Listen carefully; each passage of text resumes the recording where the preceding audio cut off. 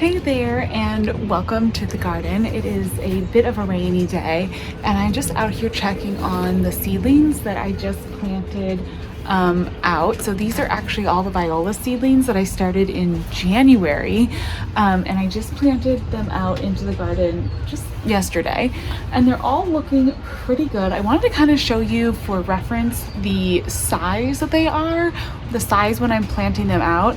I did also start a bunch from seed in the unheated greenhouse, so those were outside and not under grow lights, whereas these guys were all started indoors and started under grow lights, and you can kind of see the difference in size and what that looks like, but both are doing super well. I'm just already ready to plant out these little seedlings, and the ones that I started in the unheated greenhouse are not quite ready to go yet, which is totally fine.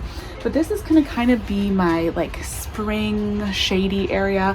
I planted peas, and I actually may come in and plant a few more because I think a squirrel or something got into it. I've been using a little bit more repellent, which has actually been working pretty well. And so I'm taking off the row cover that I had here. As you can see, I've got row covers everywhere. I think I'm gonna pack all those row covers away, and then I'm gonna just put down some repellent. We are getting now to the time of year that I don't really need the row covers, and I'm actually trying to decide right now whether I just want to take them off for good. So far in our extended forecast, the lows are like 27 Fahrenheit, and I think that even though it's below freezing, I think it's warm enough for all the cool weather plants that I got growing out here. But anyways, let me just go ahead and show you what these violas are looking like. They've got a few sets of true leaves, and they're looking really happy. So here you go, you can see all of them, and they've got a few sets of their true leaves. They're starting to grow, and they're actually, in my experience, will start flowering pretty soon. It doesn't take long, especially with violas, once you plant them out, for them to start to flower. Some plants kind of take a minute to settle in, and they have to, I don't know, relax and get themselves situated. But I find with violas, they are one of those things that like pop right back and start growing beautifully kind of as soon as you plant them out. Keeping them in the seed trays definitely slows them down, and they do better once they get into a nice growing situation like this. So we've got a bunch of different varieties, historic mix and brush strokes, and then you can see a few of the peas coming up. And I know I lost a couple to some pests, but hopefully we have enough growing in here that it'll be kind of like this really pretty sort of peas and violas and very spring-like and beautiful. That is the goal. But lots and lots of signs of spring over here too. I'm just noticing that some of my perennial phlox are coming up. I can see a little seed, or not a little seed, a little leaf from the black-eyed Susans. So this is gonna be a really cool area, and I'm thinking it's gonna be kind of a nice plant. I've got that spring interest here with the violas and the peas, and then I've got like later summer interest with the phlox and the coneflowers and all of the black-eyed Susans and all of that. I don't usually grow like that because I've got such a small space. In the past, I've always just done like a lot of annuals or big flowering annuals that sort of flowered all season. But I'm kind of exploring this year doing a little bit more of that like true sort of in-ground perennial planting, although these violas aren't perennials and the peas aren't either, but planting with the seasons where you have one thing that's showing at this time of year and then another thing takes off. Once the big perennials are blooming, I can pull out the violas and the peas when they're done and put in, either like some kind of like late summer thing or even like a fall flower, depending on what time of year. I am thinking, if I can remember my timing right, I'm thinking that the peas and the violas will be done by like end of June, mid-June, end of June. Usually it starts getting too hot for the violas and they don't do so well, although this is a part shade area once the trees fill in, so it should be a better situation for them. But it's still, they just kind of start getting like leggy, and I've never tried to just cut them back and see if they would kind of reflush in the fall. So depending on how bad they're looking, I might do that, but I might just leave them and put something else in, or I mean not leave them, I might just take them out and put something else in, because I don't like to have any space that's looking really shabby. I do like to kind of keep keep something blooming, something going that looks good. I decided to just go ahead and pull the row covers off.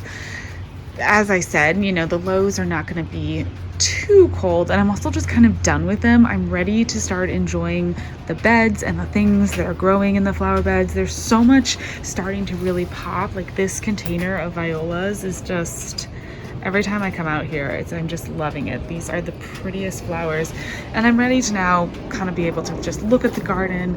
There's still lots of open spaces and things that aren't planted, but yeah, I don't know. I'm just ready to start seeing what's growing under there, get these row covers off. Plus, as you can see, my onions and garlic are starting to get big, so there's absolutely no point to keep them covered.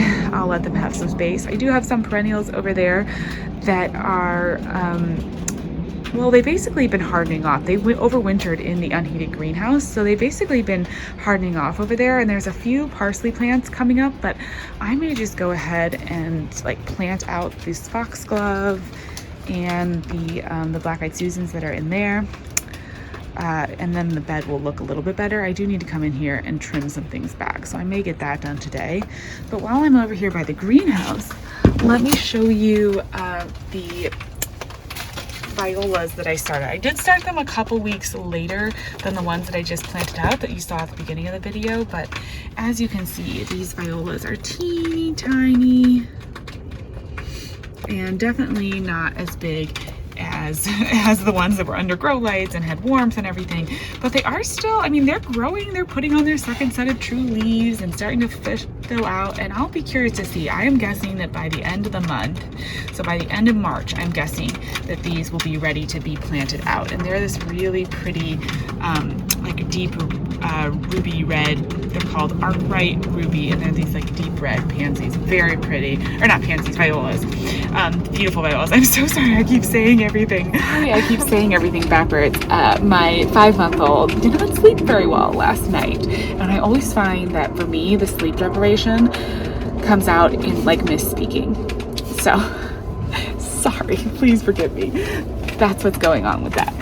But yeah, so you can just see the real big difference. But you know, if you don't have space inside and you wanted to start violas, you can totally start them in something like this and still get blooms, especially if you're in, you know, a climate that has a longer spring. My spring gets so hot and turns kind of basically into summer as soon as we get our last frost. But if you have a longer spring or just grow in a cooler environment, this would be a great way.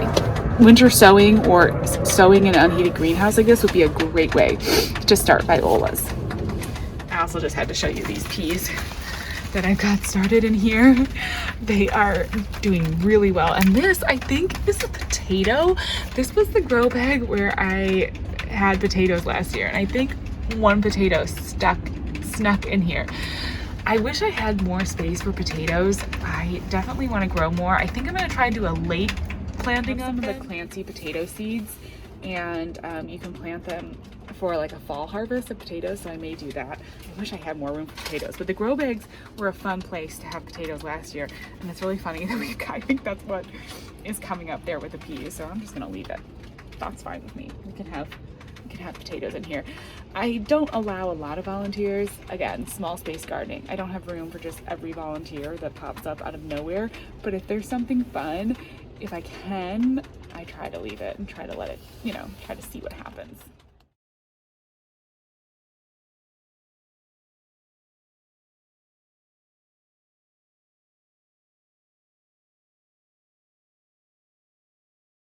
It feels so nice to get those row covers off. I ended up moving the trellis over to the side bed because that's where I want to grow. I'm going to grow a couple tomatoes and 1 or 2 cucumbers up that trellis, hopefully in the summer.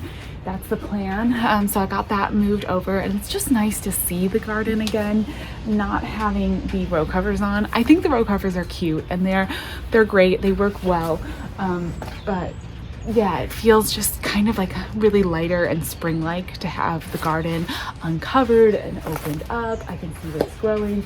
We're getting so close to being able to really start planting some things. I'm just itching to go to the garden center. I may have to run over and get some herbs or something to kind of, you know, fill that like spring growing itch because we're not quite ready. We're definitely not to our last frost, but I did go over to the garden center the other day and they started to have some of the herbs out, and that's really what I want to plant out on the upstairs patio.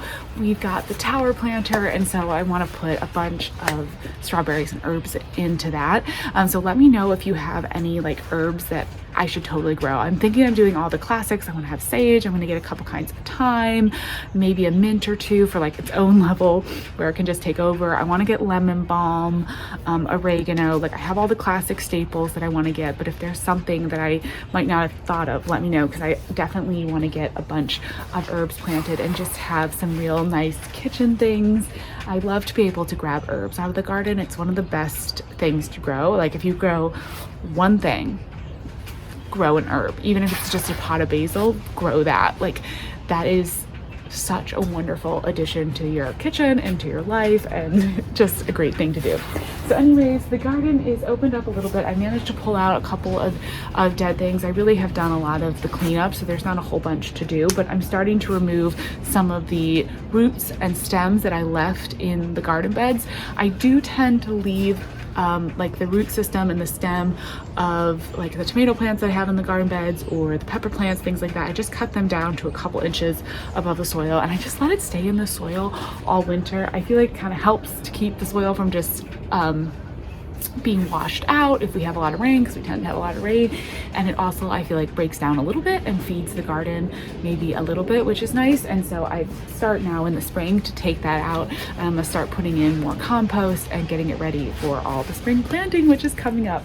But anyways, just a little rainy day out in the garden. I just wanted to check in and share those violas with you. They are just absolutely my favorite. I keep talking about violas because I am just loving them. So thank you as always for watching, and I'll talk to you the next one. Bye bye.